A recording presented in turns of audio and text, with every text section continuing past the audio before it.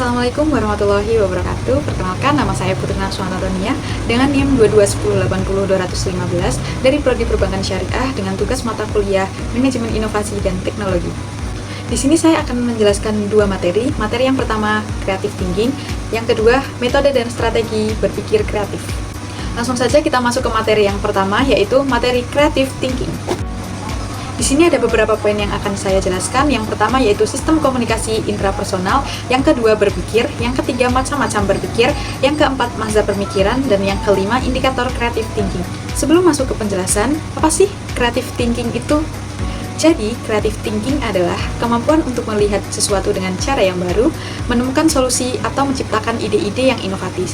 Ini adalah proses mental yang melibatkan imajinasi, eksplorasi, dan kebebasan berpikir di luar batasan-batasan konvensi. Materi yang pertama yaitu sistem komunikasi intrapersonal. Apa sih sistem komunikasi intrapersonal itu?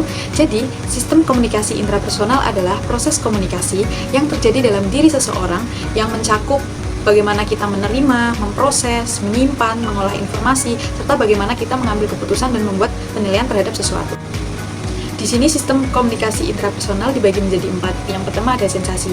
Sensasi yang dimaksud dalam sistem komunikasi intrapersonal yaitu ketika alat indera seperti mata, telinga, hidung, kulit, lidah itu menerima rangsangan dari lingkungan sekitar. Contohnya, mencium aroma kopi, mendengar suara hujan, dan melihat warna-warna yang kayak gonjreng seperti warna merah. Yang kedua yaitu persepsi. Persepsi di sini adalah proses menafsirkan dan memberi makna terhadap sensasi yang diterima. Artinya, otak kita itu mengolah sinyal dari panca indera agar bisa dipahami.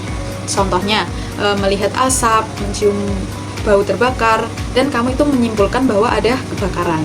Yang ketiga adalah memori. Memori itu kemampuan untuk menyimpan dan mengingat informasi yang telah dipersepsi tadi. Dan yang terakhir, yang keempat, yaitu berpikir. Berpikir adalah proses mengolah informasi dalam pikiran untuk membuat keputusan, memecahkan masalah, atau menghasilkan ide. Yang selanjutnya yaitu berpikir.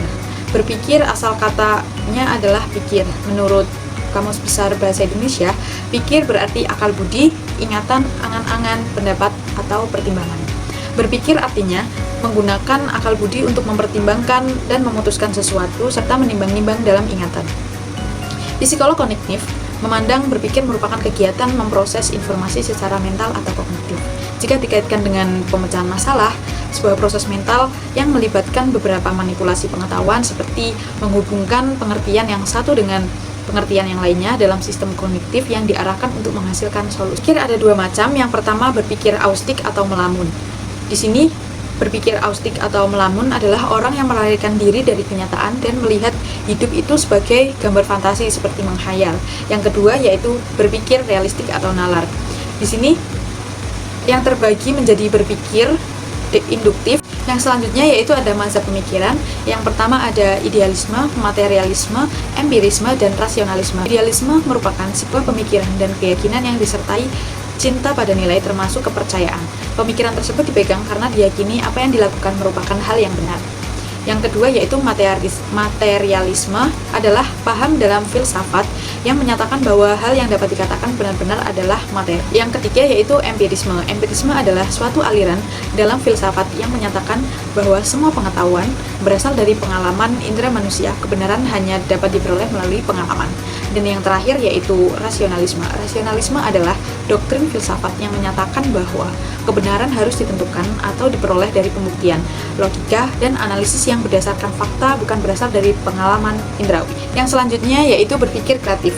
Menurut Maxwell 2004, berpikir kreatif adalah kemampuan individu untuk memikirkan apa yang telah dipikirkan semua orang, sehingga individu tersebut itu mampu mengerjakan apa yang belum pernah dikerjakan oleh semua orang. Berpikir kreatif adalah suatu pemikiran yang berusaha menciptakan gagasan yang baru, namun berpikir kreatif juga melibatkan suatu proses sistematis untuk mencapai kebaruannya. Poin terakhir dari materi creative thinking yaitu indikator creative thinking. Di sini ada 4 indikator. Yang pertama ada fluency atau kelancaran berpikir, yang kedua originality atau originalitas, yang ketiga flexibility atau keluasan berpikir, dan yang terakhir adalah elaboration atau elaborasi. Yang pertama yaitu fluency atau kelancaran berpikir. Di sini, kelancaran berpikir itu kemampuan untuk menghasilkan banyak ide yang keluar dari pemikiran seseorang secara tepat. Dalam kelancaran berpikir, Yang ditekankan adalah kuantitas. Yang kedua yaitu originality atau originalitas, adalah kemampuan untuk mencetuskan gagasan unik atau asli. Yang ketiga yaitu flexibility atau keluasan berpikir, adalah kemampuan untuk memproduksi jumlah ide, jawaban, pertanyaan yang bervariasi, dapat melihat suatu masalah dari sudut pandang yang berbeda. Dan yang keempat, yang terakhir yaitu elaboration atau elaborasi, kemampuan dalam mengembangkan gagasan dan menambah atau memperinci detail-detail dari suatu objek. Kenapa sih kita harus berpikir kreatif? Karena dengan berpikir kreatif, kita bisa melihat satu objek itu dengan cara yang berbeda, lebih efektif menemukan solusi masalah, memiliki faktor yang beda, dan menciptakan inovasi yang bermanfaat. Materi yang kedua yaitu metode dan strategi berpikir kreatif. Langsung saja masuk ke penjelasan. Yang pertama, ada linear thinking. Apa sih linear thinking?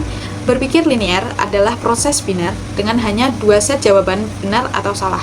Proses berpikir logis mengesampingkan setiap pilihan di luar jawaban ya atau tidak dari pertimbangan. Proses ini sederhana, cepat, beruntun, dan terorganisasi, sehingga menjadikan proses berpikir yang paling populer. Dan linear thinking adalah kemampuan seseorang dalam memecahkan masalah secara kompleks dengan menggunakan solusi yang kreatif. Yang selanjutnya yaitu Valves. Di sini Valves adalah mengubah perspektif dengan melihat kebalikan dari asumsi yang ada. Contohnya, jika biasanya produk dibuat lebih kompleks, coba buat lebih sederhana. Kayak biasanya kan kebanyakan aplikasi itu tambah fitur, tapi bagaimana jika fitur tersebut itu dikurangi untuk kesederhanaan. Toko fisik itu dianggap penting, bagaimana jika hanya berbasis daring atau online. Kursi yang biasanya memiliki 4 kaki, bagaimana jika hanya 3 kaki. Yang selanjutnya yaitu ada slice and dice.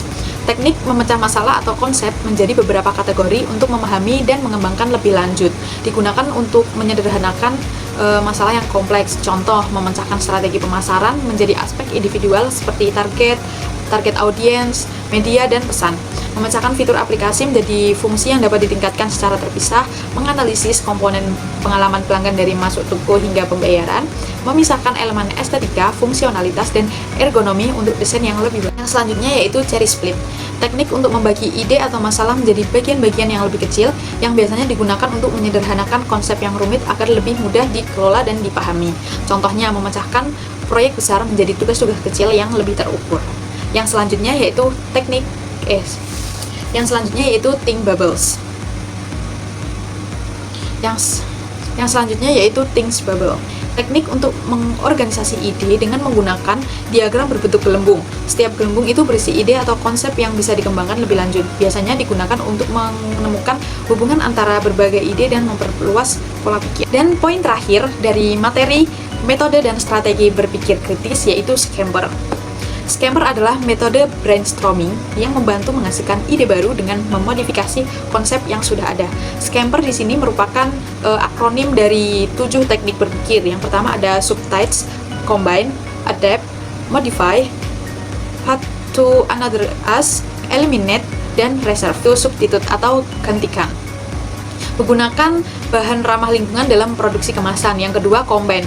Combine itu gabungkan. Bagaimana dua elemen itu dapat digabungkan untuk menciptakan sesuatu yang baru. Yang ketiga yaitu adapt atau sesuaikan. Bagaimana konsep ini tuh dapat disesuaikan dengan kebutuhan yang berbeda. Yang keempat ada modify atau ubah. Apa yang bisa ditambah atau dikurangi agar menjadi lebih efektif.